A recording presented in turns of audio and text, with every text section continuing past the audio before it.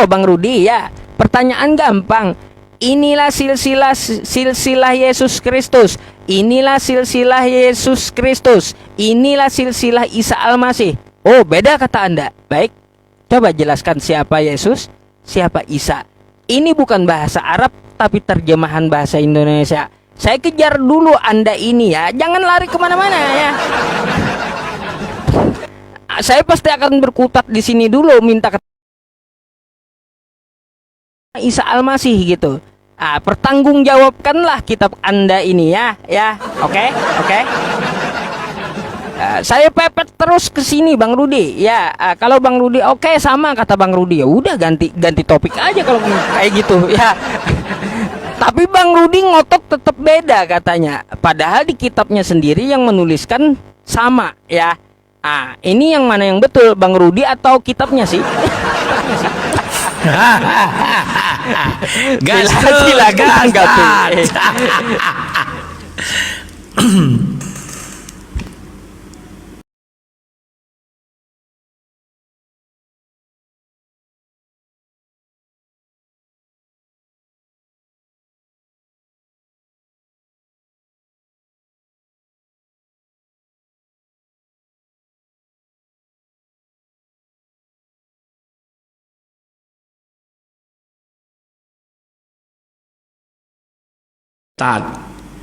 Saya tidak mengatakan itu tulisan Arab, tapi diambil dari Bible bahasa Arab. Di mana dalam bahasa Arab mereka mengatakan Yesus dengan Isa Al-Masih. Dan kalau kau 2001 apakah sama? Sama orangnya.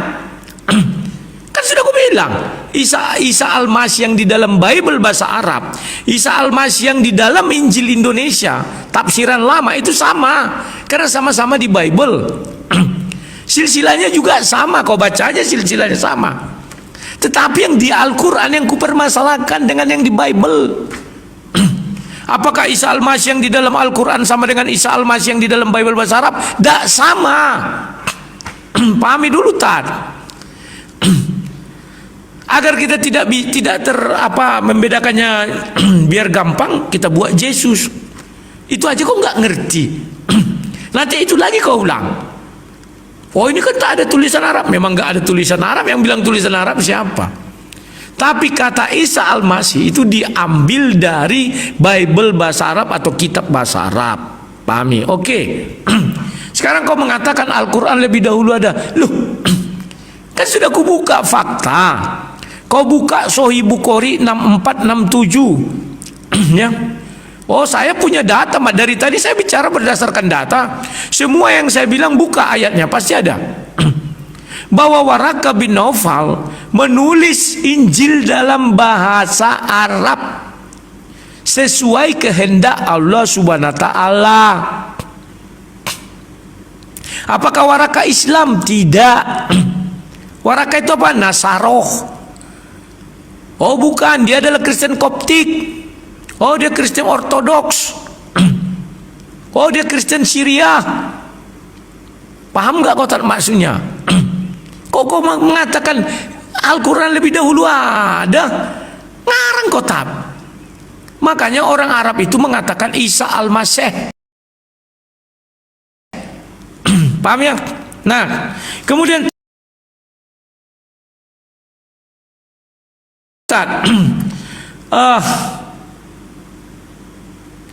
biografi sudah kujawab ya. Kau baca aja Matius 1 itu udah silsilahnya.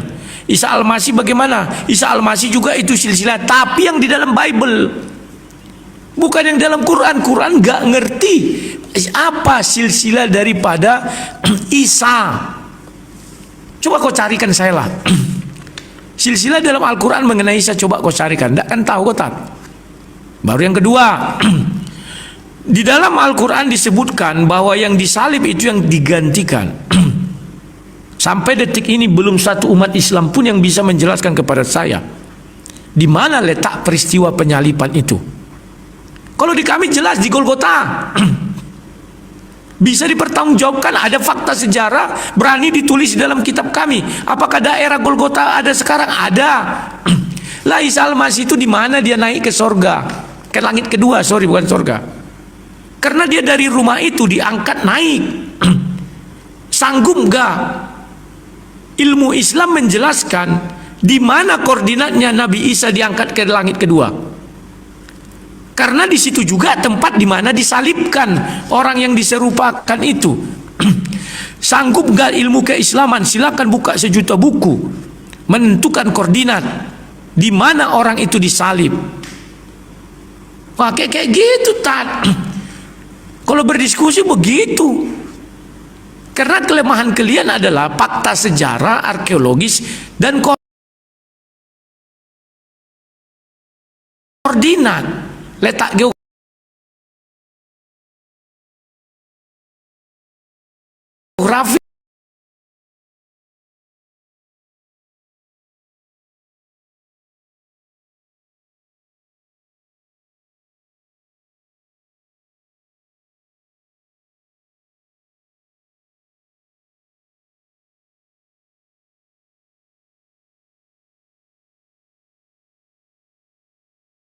Dari mana sumber kata Isa? Dari Bible bahasa Arab itu diambil. Paham ya, Tat?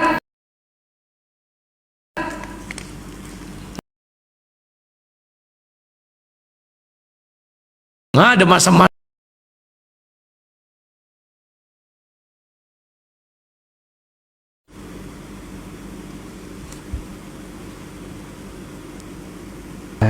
Oke. Tunggu, silakan Tat. Ya teman-teman semuanya rupanya masih ngotot-ngotot juga ya Bang Rudi ini ya. Aduh. Bang Rudi, penerjemahan Bible dari Yunani ke bahasa Arab itu antara abad 8 sampai abad 9 Bang Rudi. Duluan Quran. Banyak baca ya. Banyak baca gitu. Jadi duluan Quran menyebutkan Isa Al-Masih ya. Isa Al-Masih. Bible itu diterjemahkan pada abad 8 sampai 9 Masehi, 9 Masehi, abad ke-8 sampai 9 ya. Jadi seperti itu Bang Rudi. Coba baca penerjemahan kitab Bible dari Yunani ke bahasa Arab di antara abad 8 sampai abad 9. Sedangkan Al-Qur'an nongol di abad ke-6 ya. Tuh ya. Terus Bang Rudi, kayaknya Bang Rudi kehabisan peluru. Kayaknya ya teman-teman, untuk menyerang saya nggak ada lagi dia. Ya, mau apa lagi yang saya tanggapi kan? Saya hanya meminta background aja gitu loh. Oh, itu katanya dari diambil dari bahasa Arab. Waduh, diambil dari Bible bahasa Arab. Lalu diterjemahkan ke bahasa Indonesia Isa Al-Masih. Jadi yang betul ini Bible ini dari Arab atau dari Yunani kawan-kawan?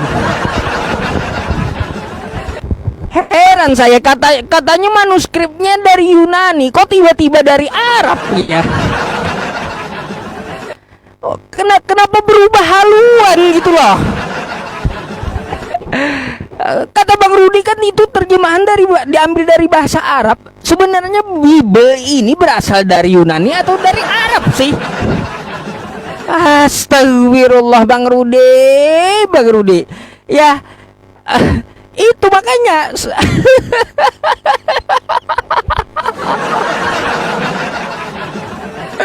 Habis saya Bang Rudi aja menertawakan Anda saja kalau kayak gitu saya jadinya. Ya, nggak perlu lagi saya menjawab yang lain-lain gitu.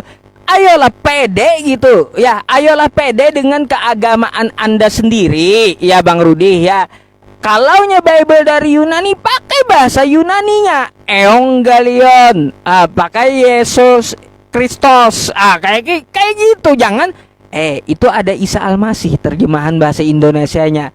Ketika ditanyakan, di kitabmu nih ada di kitabmu Isa Al-Masih. Oh enggak, kata Bang Rudi, ini diambil terjemahannya dari Arab. kok ke Arab jauh kali. Padahal kan kiblatnya, asal kitabnya, manuskripnya di Yunani, kok lari ke Arab gitu. Astagfirullah ya. Inilah Bang Rudi apa artinya? Gini namanya. Artinya agama Anda itu tidak mempunyai pendirian gitu bagi saya ya. Bagi saya pribadi tidak mempunyai pendirian Bang Rudi. Kenapa saya bilang seperti itu? Kalaunya ke Islaman, mereka berkamuflase. Ya. Kalaunya di tengah umat Islam, mereka berkamuflase. Kalau di tengah Hindu, mereka berkamuflase pula. Mirip-mirip Hindu gitu ya. Memang sih ajarannya ya tulus, liciklah seperti ular, tuluslah seperti merpati, kan kayak gitu. Memang ajarannya kayak gitu sih ya. Jadi Bang Rudi, kalau Anda tidak mau mengakui Isa Al-Masih di Bible itu diambil dari terjemahan Arab dan tetap ngotot beda dengan Yesus Kristus, itu hak Anda Bang Rudi. Hanya itu yang saya sampaikan. Tapi silakan Anda protes dan bantah juga kitab Anda itu yang menuliskan Isa Al-Masih ya. Dan perlu dicatat bahwa umat Islam tidak menyamakan Isa Al-Masih dengan Yesus, tapi kitab Anda sendiri ya. Makanya saya minta backgroundnya kepada Anda. Nggak usah kita lari ke sana ke sini dulu gitu. Padahal saya cuma pakai satu ayat dari awal. Ini aja yang saya kejar ya teman-teman. Ini aja yang saya kejar. Kenapa kok Islam dituduh menyamakan Nabi Isa dengan Yesus? Padahal enggak. Umat Islam tidak menyamakan Nabi Isa dengan Yesus ya. Tapi kitab Kristen sendiri yang menyamakan ya. Itu Bang Rudi ya. Kalau mau ganti temanya terserah ya, silakan boleh ya. Oke. Oke, ini terakhir tadi ya, sebelum kita ganti tema biar jangan dibilang aku fitnah atau tanpa data. Sekarang aku bukakan sama kotak. Ya, pencet-pencet.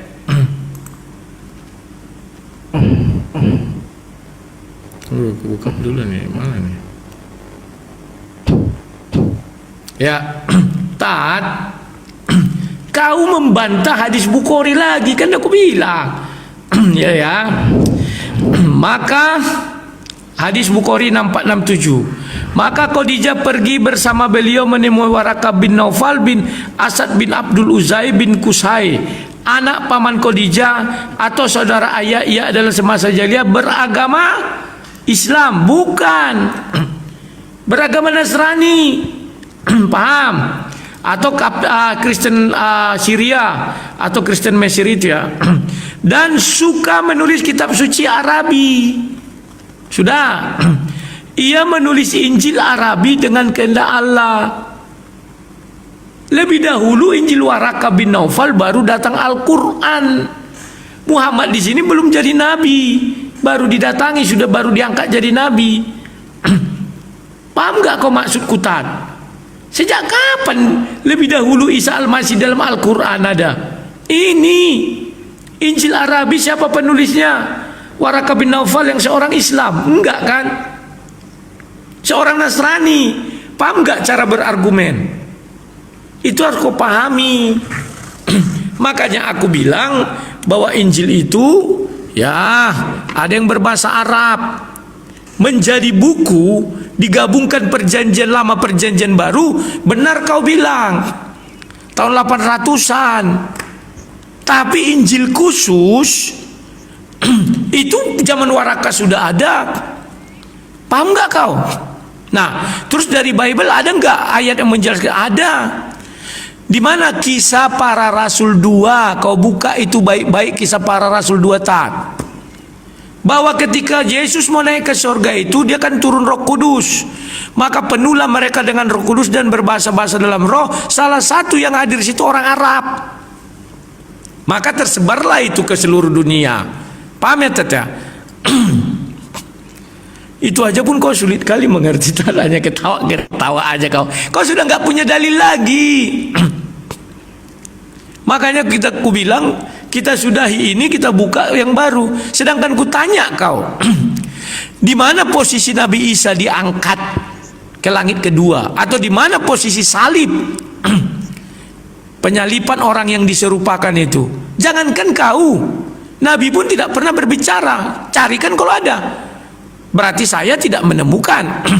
Begitu kau tunjukkan, saya jadi pandai. Oh iya, ternyata ini ya. Carikan saya kalau bisa kau. Kau buka semua, kan banyak ribuan kitab Islam. Mulai dari kitab Ijtima, Asbabun, misal mulai dari Al-Quran, hadis, Asbabun, Ijtima ulama, kitab-kitab profesor, doktor, semuanya kau bukalah. Carikan saya koordinatnya. Kalau kami koordinatnya di mana? Jelas di Bukit Golgota.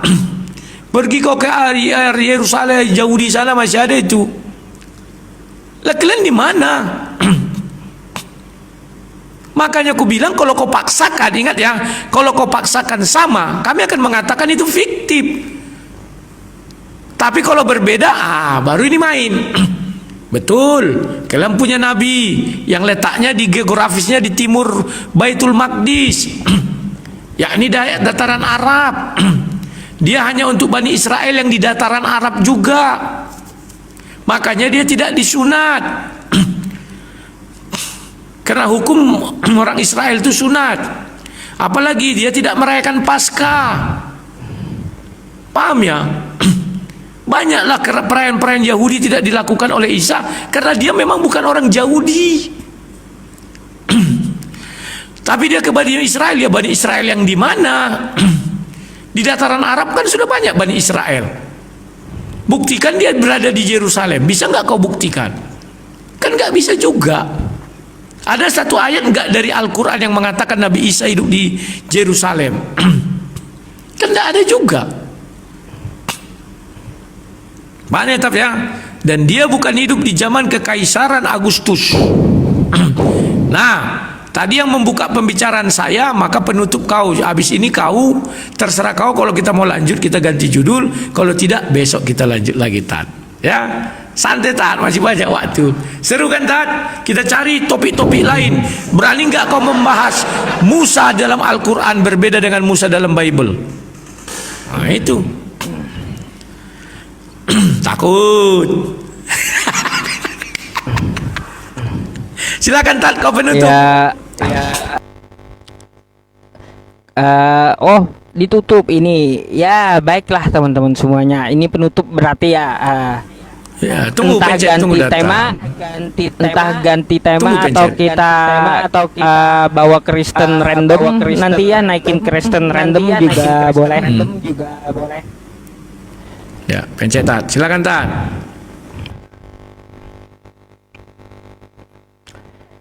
Oke ya teman-teman semuanya, ya itulah argumen dari Bang Rudi Yohanes. Kalian bisa menilai sendiri gitu ya. Katanya Warokah bin Naufal sudah menerjemahkan Bible itu ketika di zaman Nabi Muhammad. Oh, artinya Injil bahasa Arab udah ada dong, diterjemahkan lebih dulu daripada Al-Quran.